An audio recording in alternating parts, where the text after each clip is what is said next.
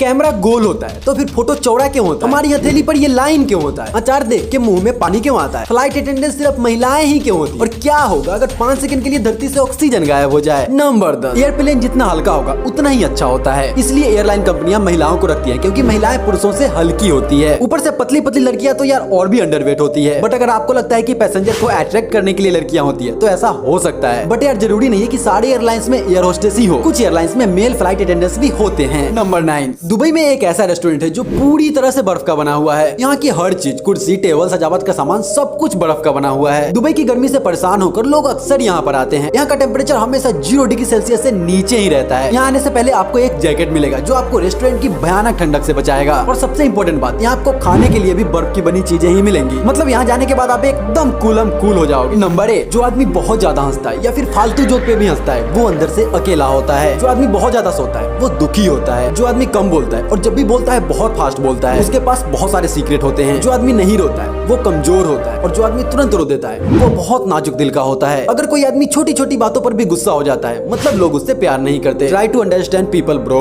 Number 7, हमारी हथेली पर ये लाइन क्यों होता है? सबसे पहले तो ये कोई लाइन नहीं है। एक्चुअली जब हम अपनी माँ के गर्भ में होते हैं तो हमारा मुट्ठी बंद होता है जिसकी वजह से हमारी हाथ का स्किन सिकुड़ जाता है। ये फर्टिलाइजेशन के 12 हफ्ते के बाद बनता है। ये पाम लाइन्स हमारे लिए बहुत इंपॉर्टेंट है। ये लाइन्स हमारी मुट्ठी को खोलने में, बंद करने में, किसी भी चीज को पकड़ने में और लिखने में बहुत हेल्प करता है। बहुत से लोग पाम लाइन्स को देखकर पामिस्ट्री भी करते हैं, but I don't believe in it. ज्यादातर लोगों के हाथ में 3 ही लाइन्स होते हैं। मेरे हाथ में तो 3 ही लाइन्स है। आप बताओ आपके हाथ में कितने लाइन्स है? नंबर 6, क्या होगा अगर 5 सेकंड के लिए धरती से ऑक्सीजन गायब हो जाएगा? 5 सेकंड बहुत कम होता है तो आपको लग रहा होगा अगर 5 सेकंड के लिए ऑक्सीजन गायब ही हो जाएगा तो क्या हो जाएगा? पहले वीडियो तो देख लो यार। सबसे पहले आपके कान के पर्दे फट जाएंगे, बड़ी से बड़ी बिल्डिंग्स, पुल, यहाँ तक कि आपका घर ढहने लगेगा, सारे हवाई जहाज आसमान से गिरने लगेंगे, सारी गाड़ियाँ वहीं की वहीं रुक जाएगी, सिर्फ इलेक्ट्रिक गाड़ियाँ चलती रहेंगी, धरती का सारा पानी गायब हो जाएगा, धरती काफी ज्यादा ठंडी हो जाएगी और हमारा खूबसूरत सा नीला आसमान काला हो जाएगा। और एक बात और, ऑक्सीजन तो आपके शरीर से भी गायब होगा। तब आपके शरीर में खाली हाइड्रोजन भरा होगा और आपका शरीर फट जाएगा। मतलब 5 सेकंड में आपका कांड हो जाएगा। नंबर 5, ताजा अंडा पानी में डूब जाता है लेकिन पुराना तैरने क्यों लगता है? जैसे जैसे अंडा पुराना होता है उसके अंदर हवा की मात्रा बढ़ने लगती है और पानी की मात्रा कम जाती है, इसलिए अंडे के अंदर हवा की मात्रा बढ़ जाने से अंडा थोड़ा सा फूल जाता है और हल्का भी हो जाता है। और जब आप उस अंडे को पानी में डालोगे तो वो तैरने लगता है, जबकि फ्रेश अंडा भारी होने के कारण पानी में डूब जाता है। लेकिन समंदर के पानी में फ्रेश अंडा भी तैरता रहता है। क्यों तैरता है आपको तो पता होगा। नंबर 4, चुंबक सिर्फ लोहा को ही क्यों पकड़ता है? सबसे पहले तो समझते हैं कि चुंबक होता क्या है। कोई भी ऐसा ऑब्जेक्ट जिसका पार्टिकल एक ही डायरेक्शन में अलाइन होता है चुंबक कहलाता है। लोहा एक फेरोमैग्नेटिक मेटल है। जब किसी चुंबक को लोहे के नजदीक लाया जाता है तो लोहे में उपस्थित एटम्स अपने इलेक्ट्रॉन को उस मैग्नेटिक फील्ड की दिशा में अलाइन कर देता है। कहने का मतलब है कि चुंबक के नजदीक डालने से लोहा भी चुंबक बन जाता है और इसीलिए दोनों चिपक जाता है। और एक बात और, लोहे के अलावा निकेल और कोबाल्ट भी फेरोमैग्नेटिक मेटल है। मतलब तो आप समझ ही गए होंगे, मतलब कि लोहे के तरह ही ये दोनों मेटल भी चुंबक में चिपक जाता है। नंबर 3, अचार देख के हमारे मुंह में पानी क्यों आता है? हमारे दिमाग को पता होता है कि जब आपने पहली बार अचार खाया था तो आपको कितना मजा आया था। यह बात हमारे दिमाग में बैठ जाती है। हमारा दिमाग उसी चीज को याद करके उसी तरह से रिएक्ट करने लगता है और हमारे मुंह में पानी भर जाता है। लेकिन मैं बता दूं कि ऐसा उसी इंसान के साथ होता है जिसने कभी न कभी अचार खाया हो। जिस आदमी ने कभी अचार खाया ही नहीं उसके मुंह में कभी पानी नहीं आएगा। और अब आते हैं हमारे थंबनेल पे। नंबर 2,